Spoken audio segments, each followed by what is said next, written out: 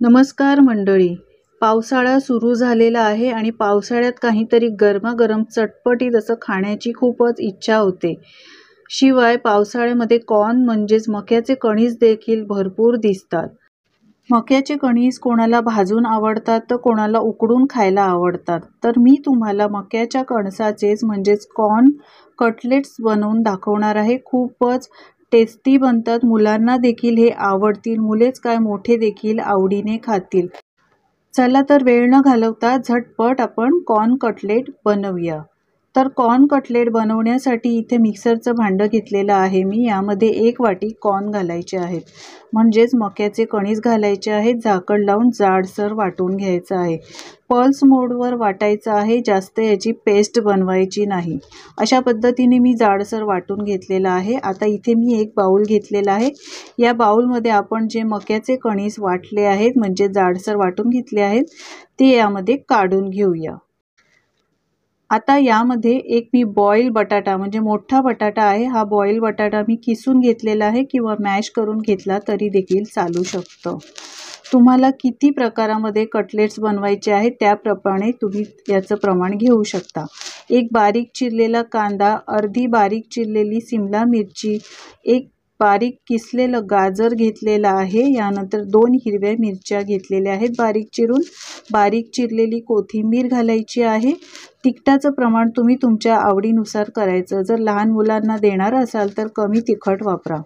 1 चमचा आलं लसूण पेस्ट घेतलेली आहे.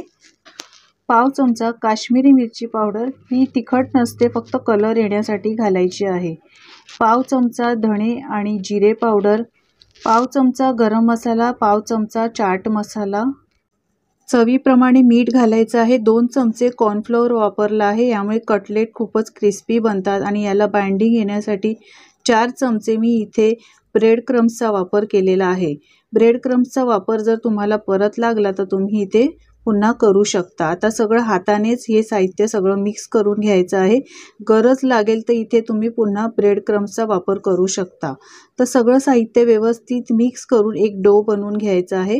सगळं मिश्रण मी व्यवस्थित हे बघा अशा पद्धतीने मिक्स करून घेतलेलं आहे. त्यामुळे मसाले आणि सगळ्या भाज्या व्यवस्थित एकत्र होतात. आता हाताला थोडंसं तेल लावायचं आहे.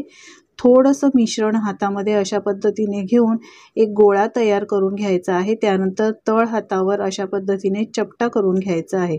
मस्त आपले कटलेट्स अशा पद्धतीने तयार होतात. आता सगळे कटलेट्स असेच बनवून घ्यायचे. तर हे बघा मी कटलेट्स असे बनवून घेतलेले आहे. अजून देखील मी बनवून घेतलेले आहेत. हे कटलेट्स तुम्ही रात्री बनवून ठेवू शकता आणि मुलांना जर टिफिनमध्ये द्यायचे असतील तर दुसऱ्या दिवशी तळून देऊ शकता. आता कटलेट तळून घेण्यासाठी इथे मी तेल गरम केलेलं आहे. एक कटलेट्स यामध्ये घालायचे आहेत.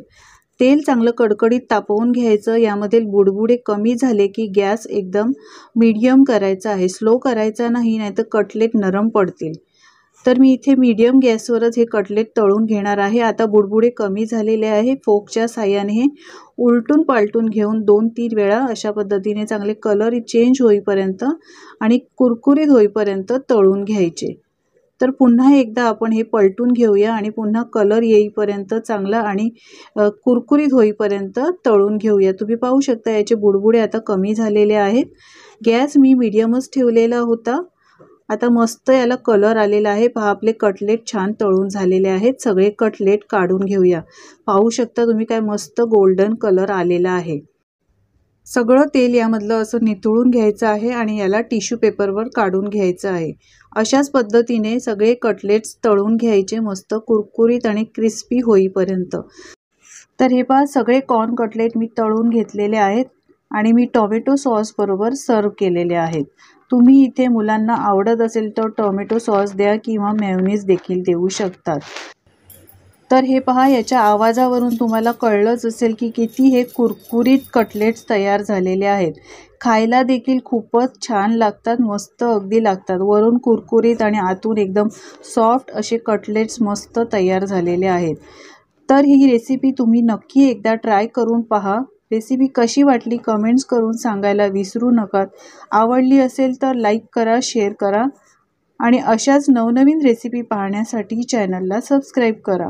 बाजूच्या बेल आयकॉनवर क्लिक करा म्हणजे नवीन व्हिडिओचे नोटिफिकेशन रेग्युलर मिळत राहतील. पुन्हा भेटूया अशाच नवनवीन रेसिपीसोबत. व्हिडिओ पाहिल्याबद्दल धन्यवाद.